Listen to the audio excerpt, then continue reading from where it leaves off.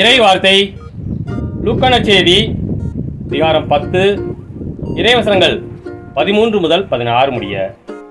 அக்காலத்தில் இயேசு கூறியது: கொரைசின் நகரே, ஐயோ உனக்கு கேடு!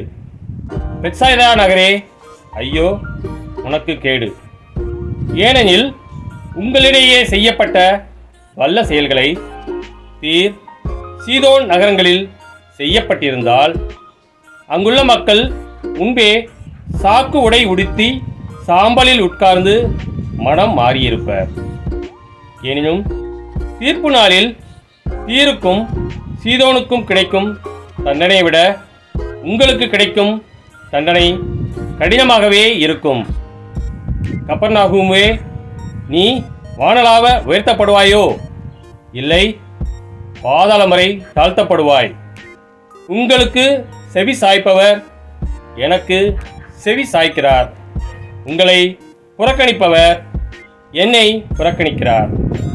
என்னை புறக்கணிப்பவர் என்னை அனுப்பியவரையே புறக்கணிக்கிறார். கிறிஸ்துவின் நற்செய்தி.